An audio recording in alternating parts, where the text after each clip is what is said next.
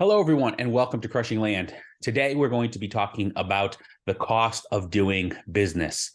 One of the things that happens a lot, and I honestly, I blame these gurus and these people out there and these infomercials and these things that you see all the time. But one of the things that happens all the time when it comes to real estate investing in particular, but other things as well, is that they hype it up so much that people forget about the cost of doing business. They forget about those aspects of it. I'll give you an example because it's probably something that you've all seen. People talk about how much they purchased a property for. I bought this property for $20,000 and I sold it for $60,000 and I made $40,000. Is that true? It may be if it's continuing all the time. But if they're like, I did my first deal or I did my only deal of the quarter and it was this 20 to 60, yes, they may have made $40,000 gross profit on the property, but there is a cost of doing business to get to that point. So what does that mean? Well, obviously they had to market. If that was their only deal, that was their only income. By the time you take out the closing costs that were on that property, by the time you take out their marketing costs, anything else that they did to get there, maybe you're taking off $10,000 in that time frame. Now, going from 20 to 60 and subtracting 10 is still great, right? It's still a number that makes a lot of sense and a number that most people are going to be happy with. $30,000, their first deal, their quarter. Hey, you do that 4 times, it's $120,000 a year in actual profits. That's something good to look at. But unfortunately, because it's never posed that way, it's posed at the $40,000 mark. Oh, if we're $160,000 in profit. No, you didn't really make that, right? And so there is a cost of doing business that has to be accounted at every single aspect in every single business. It's not just related to real estate investing and land investing. It's in everything. When it comes to real estate investing, when it comes to land investing, you're going to have some sort of cost to do business to get anywhere. If you're mailing to owners, right, there's a cost to mail to people. If you're using SMS, there is a cost to reach them by text messaging.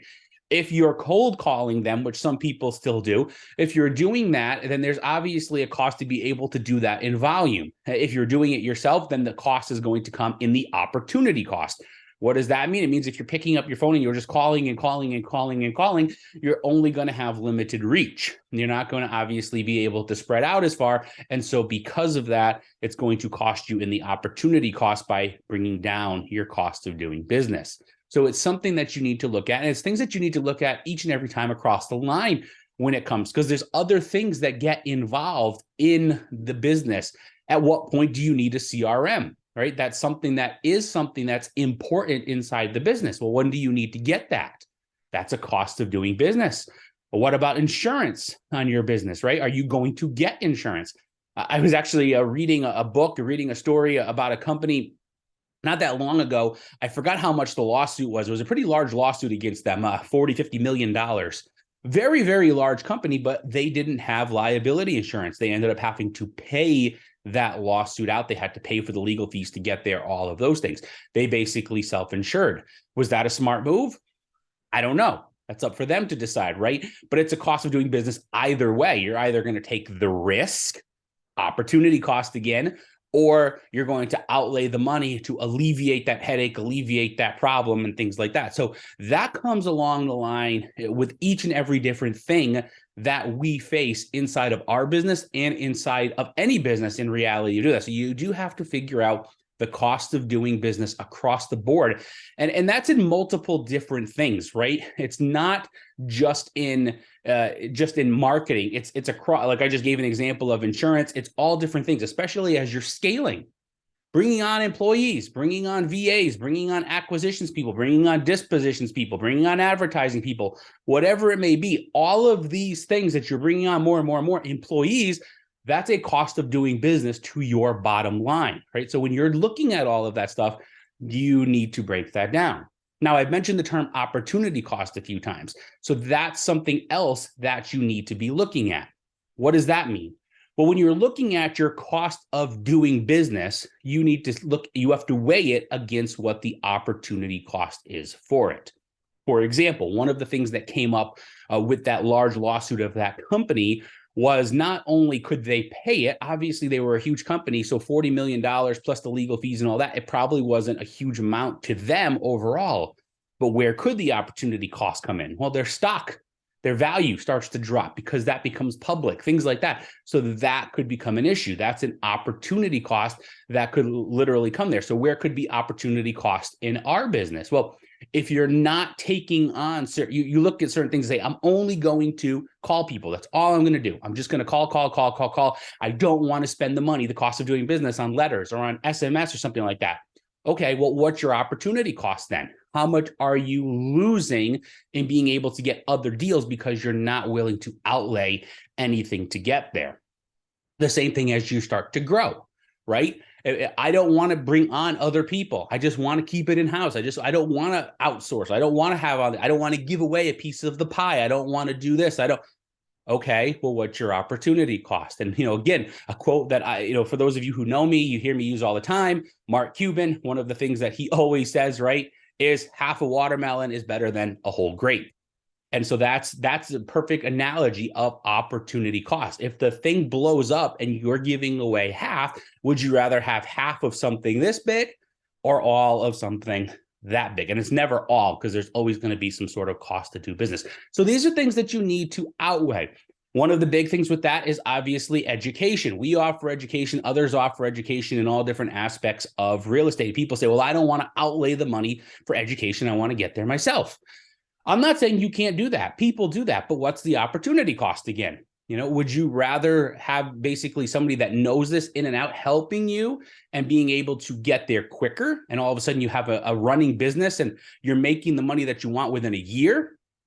Or do you want to figure it out yourself, spending the time, the effort, all of that? And it may take you a number of years in order to get there, right? Opportunity cost. Your cost of doing business that first year is going down, but you actually might be costing yourself a whole lot more money over time, right? That's a perfect example of something that you're looking at there. So again, these are things that you need to make a decision for in your own business. But the key is you need to weigh them against each other. So many people, and again, I blame a lot of these gurus and people out there that talk about this because all they do is pump you with these huge best numbers. They made $100,000 in their first. Yeah, some people do that. Don't get me wrong, it happens, but it's not likely, right? Most people are going to be walking away with $5,000, $7,000 deals and things like that.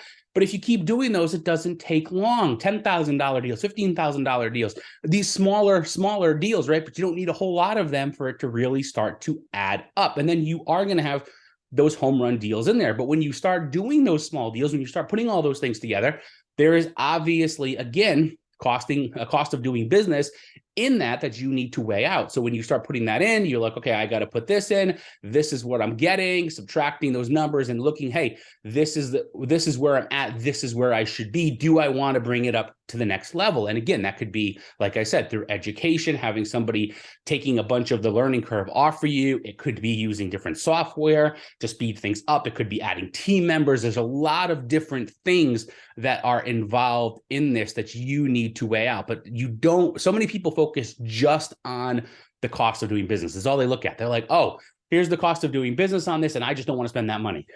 Fine. But what is it costing you? Opportunity cost. Make sure, and that's not, again, that's not just for land investing. It's not just for education. It's for every single thing. I gave the insurance example there of that company. Is the cost of doing business, having the insurance premiums every single month or every single year, however they pay it, is it worth the opportunity cost in the long run? If there is a lawsuit, being able to litigate that if they need to, being able to pay it if they need that, not having their stock drop down. Now, that's an extreme example, right? But that's weighing out the cost of doing business versus opportunity cost on a great scale. So again, it exists in every business, but it's something that you need to take the time to do. You need to sit there. You need to figure out, well, this is my cost, right? This is what I know I'm going to have these. There's no way around it. I'm going to have these costs. There's no way to get around marketing. There's no way to get around certain things. I have these costs. These are the costs of doing business. Now let's add that on top of it, these potential items. Should I do this? Should I do this? Should I do this? Should I do this? And let's weigh it against the other side of things and say, okay, does it make sense over here? If the cost of doing business is doing this, but the opportunity cost is doing this, obviously it makes sense maybe to be adding these things, or at least looking to add them as soon as you can in order to see this side elevated. And again, I'll finish with that quote because it's so profound. It's so simple. I hear him say it all the time, and I use it all the time because of it. Mark Cuban again, right? Half a watermelon, better than a whole grape. So again, somebody that's obviously gotten it over the years, somebody that's done very well, a billionaire making those statements. So something that you want to think about, right? What is my opportunity cost here as I'm doing these things? Am I really realizing the big picture that yes, I'm going to have something this large. I'm only going to have half of it, maybe if I have all these costs of doing business associated with it, but it's better than having this much of everything.